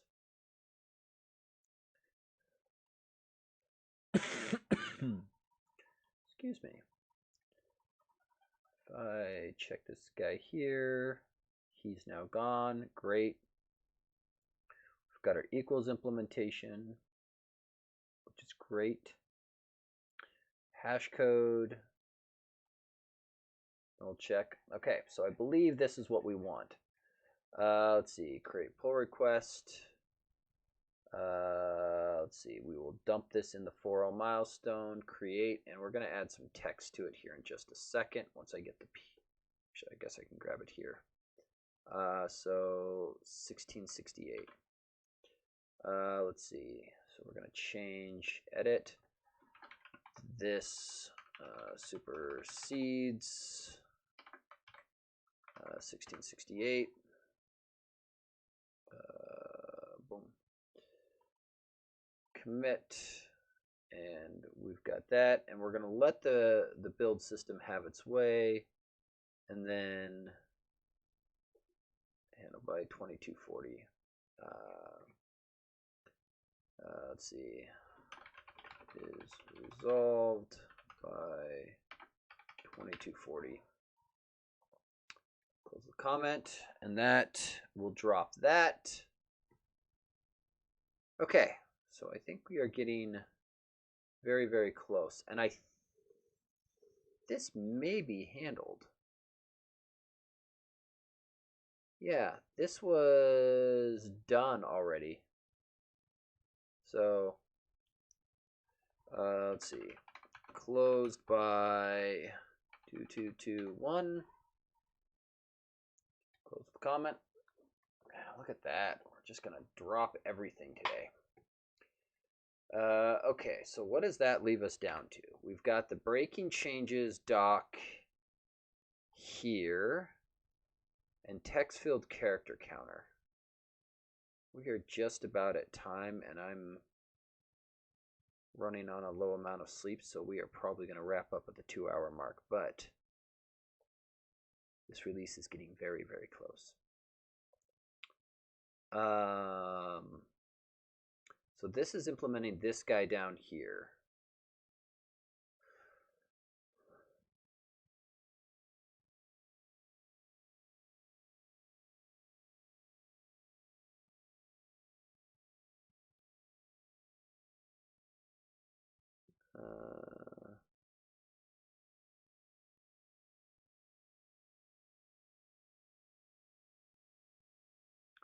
Yeah, so this might be this is going to be a little bit bigger change to do, but I'm curious what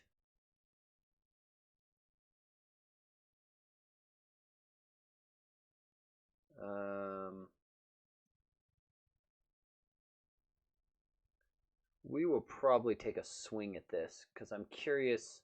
I'd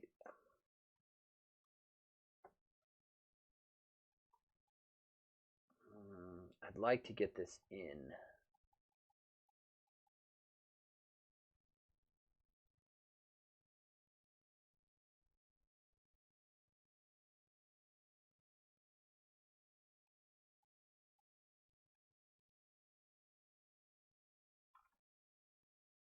Yeah, this I think.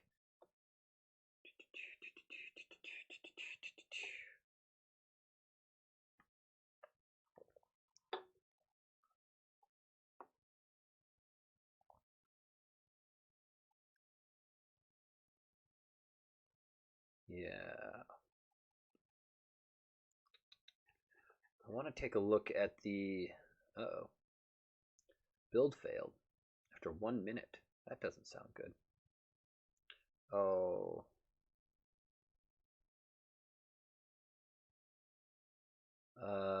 Oh, look at that. Snackbar message queue item. Oh, I apparently ignored some build warnings. So one thing that I have done is I have turned on warnings as errors in the pipeline. This is all kinds of... Nope, I am on the right spot. We're just going to clear. So oftentimes when you get those, you just need... it occurs when you've got a multi-targeted project and you change branches. And Visual Studio gets all kinds of confused.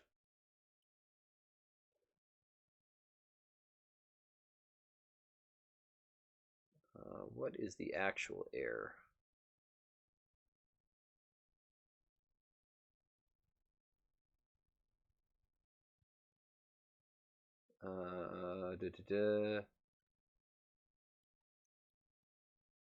Package. What?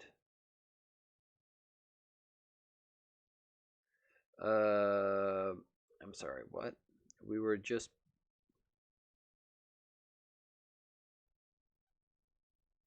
you were just building a moment ago. Let's try this again. Close, and more importantly, let's try this.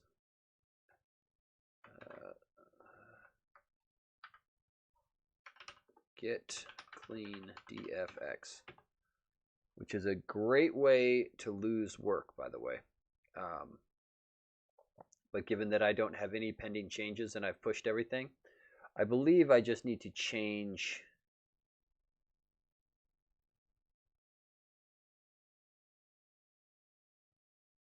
okay.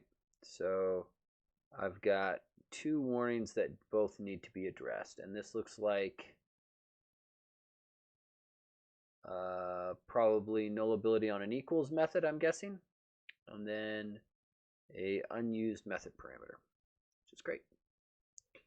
Let's build, and then in theory there should be build warnings that occur on here.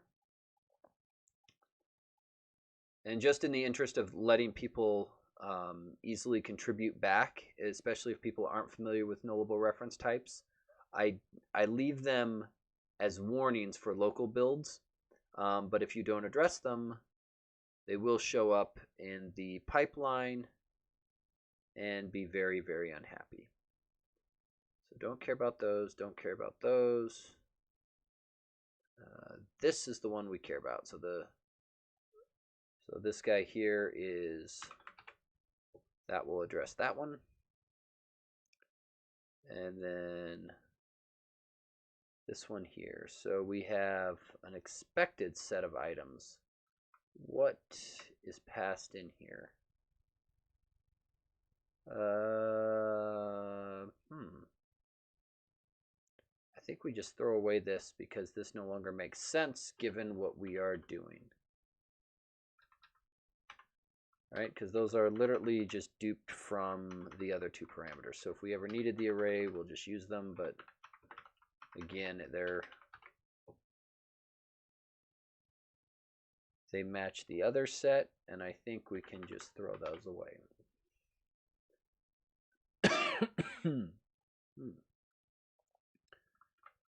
Which means we can get rid of this, and we no longer have that warning. Let's go back here and do this. Stage all. Let's see, clean up build warnings.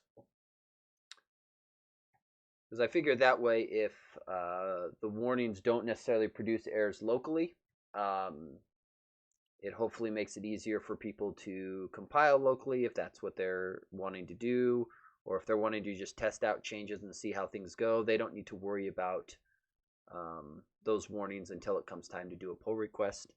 And even then, if you're unfamiliar with nullable reference types, still submit the pull request. I'm happy to help out. Just leave that little box checked to allow contributors to push back to your branch, please, because it makes my life a lot easier.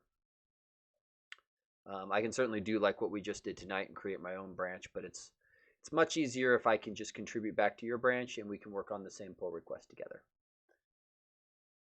So I think I like most of this. And I kind of want to look at the material design spec for this.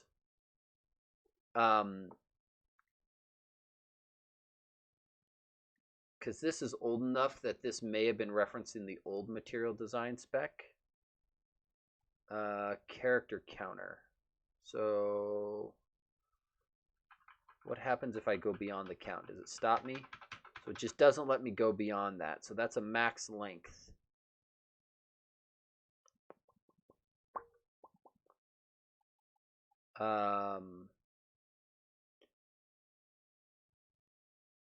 And they just have an on-off.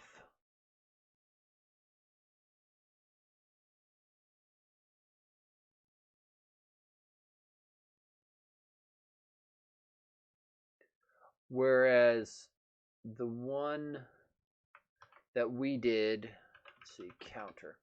I'm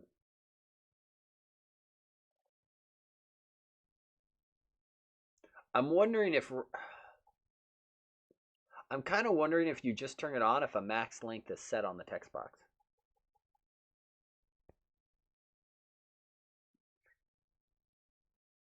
But I could also see people wanting to set a max length without it necessarily being visible. I think what we do is we turn it on by default if you set the max length on the text box, but allow for an attached property to turn it back off. So if you want that combination of max length and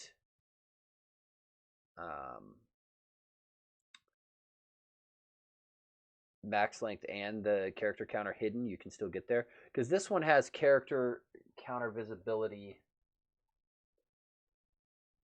And I'm not opposed to leaving this here, right? I'm just thinking that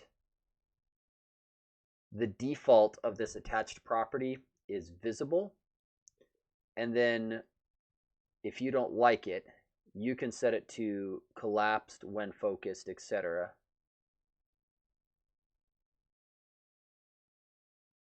But that will turn it on by default if a max length is set.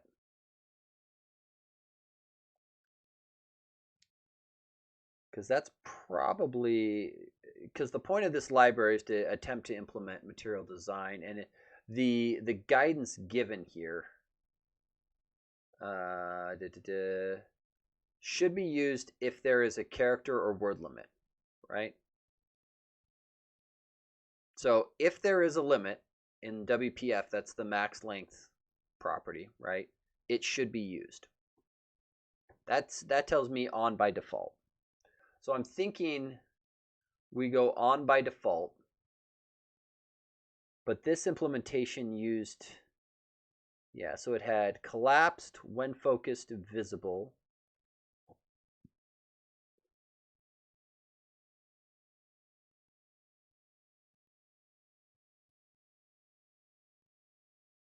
And I feel like I like the enum. That's fine. I am just wondering, again, I think the way I would do it is inside of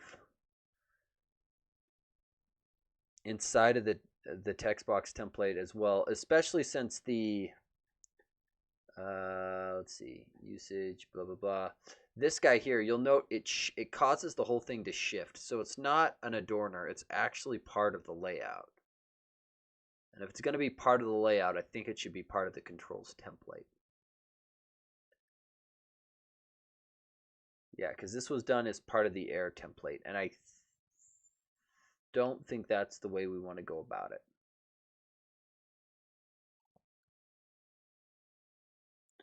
Because this air template gets used in a variety of situations, and including non-text box stuff, and I don't think I would want to rely on a attached property to do it. I think I would want to say on a text box, kick this guy out. I think that makes the most sense. And just make sure that it works on both filled and outline. And away we go. Seems pretty simple. Pretty simple. Oh, this is kind of cool. I'm kind of just holding my breath for a moment, waiting for this thing to run, because I'd like to get this merged. And I like I said, I think I'm going to take another crack at implementing that, and I might end up doing that next week, or if I can get to it sooner. And then after that, I think we're just going to test with the latest package and see how things go. Usually what I do is I will rev my examples repo with some of the latest stuff and then see what breaks. So if I jump back here, for people who haven't seen it, actually I guess I can show it to you straight from the README. So on the README here, there is a bunch of stuff. And then this is a little old, but this guy here, There's a link in the See It in Action. And this thing here, I might...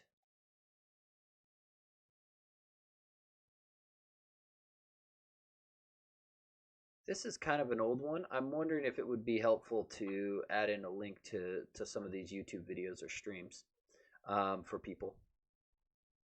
There is sort of an implicit link, I believe, here to some blog posts, and then there's this if people want it, and that might be good enough. I somewhat try to separate the stuff that I do just for fun on this library from the official library stuff. Even though I'm the one maintaining the library, I do want there to be some knowledge of the separation there, because this is, for people who haven't seen it, there is quite a bit. Like if we look at the 3.2.0 release, you'll note the amount of stuff that went into here that was contributed by community members is significant. So I may be doing the reviews and merging this in, but a lot of the work that gets done here is from community members submitting pull requests and filing issues and that kind of thing. And so I do have a script that I run, and it's going to be quite large. But if you open an issue or submit a pull request that goes into a milestone, you get added to this list here. So again, huge thank you to everybody who does that. I don't know how big the list is going to be for the 4.0 release, but given that there's 115 items in here, it's gonna be big. Okay, so that check passed. That is what we want to see. So squash and merge. I don't know if this matters. Oh, we do want to label this with breaking API change. Because I want to start making sure I try to use those labels appropriately. If nothing else, it just helps me gen some release notes at the end of the day to say, hey, by the way, here's the breaking stuff that's coming in.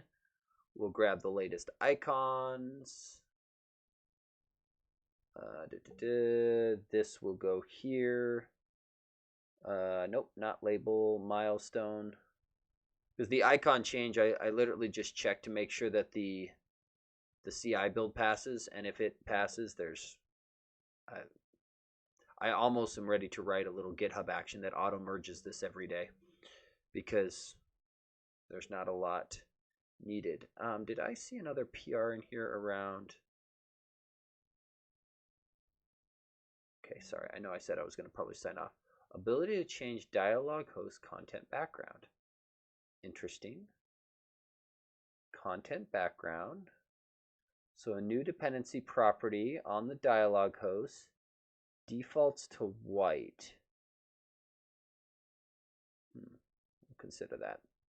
So what do we got going on here?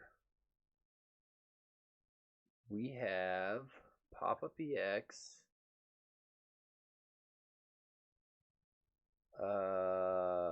Content background.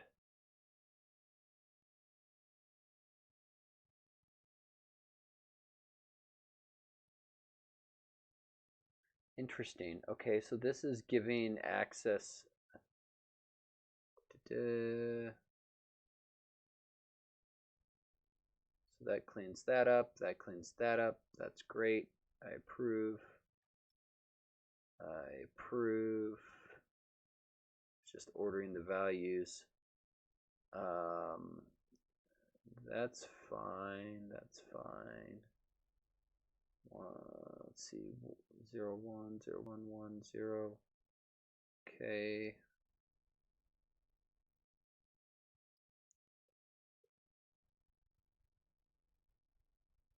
What I'm missing is why this needed to move up. So the fundamental issue was that there was no way to control the card.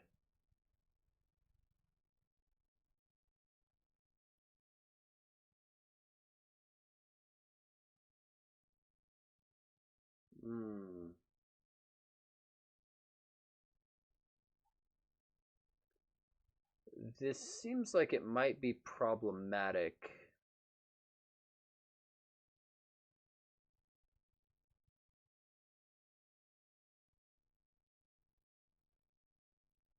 Well, let's give this. So sorry, we're gonna quickly review this because and check out master. Yes. Dialogue background. Sure, sounds great. I have a sinking suspicion there's going to be a failure case around theming, but I'm not 100% sure. It's somewhat difficult to tell because of the formatting changes in here. So I think it'll be easier just to launch this guy and see what's going on. Okay, so let's go dialogues.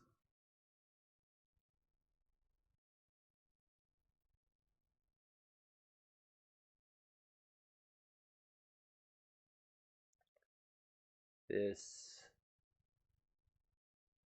yeah, that white is a little bit problematic.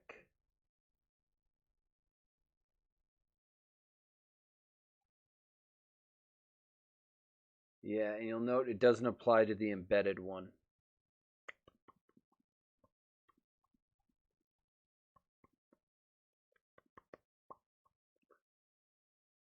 So, the question being, how to appropriately handle this.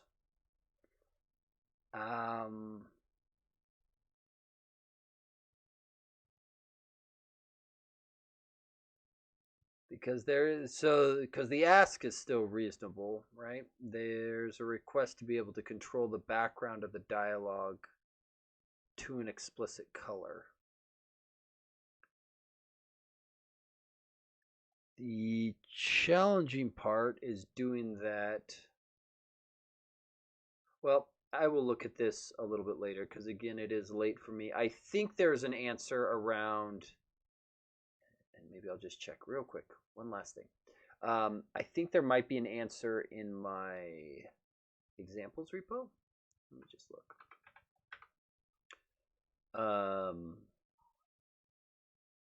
Because I've done a bunch of different ones here. Code behind, corner radius, embedded fill. Don't think this is it.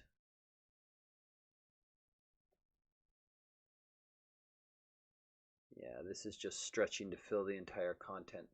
I suspect there's a way to do it with a combination of dialogue margin and just the background of the content. But there is potentially an issue if the card has any built-in margin itself. I could see that as being problematic. So it's probably worth exposing it, but I'm almost more likely to just expose a style property similar to what got done on the pop-up itself, and then let you control that. Because we could add in properties for every single little thing, and there probably should be properties for common things like brushes, and so that's where I'm kind of hemming and hawing on it. Is this a common enough thing to set to where there should be a direct dependency property? Or should this be something that you set via a style? Similar to like on a list box, right? Where you can set the foreground of your list box item by going through the container item style. That's typically the way I've approached the dialog host. I'll think on it.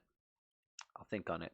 The nice part is even if we do go to add that, that would be a backwards compatible change and doesn't need to make the 4.0 release. So it could be in a 4.1 release later after the fact. So we'll consider that and think through it. So with that, I'm going to tell everybody thank you for coming and hanging out. Happy coding, and we'll see everyone next time.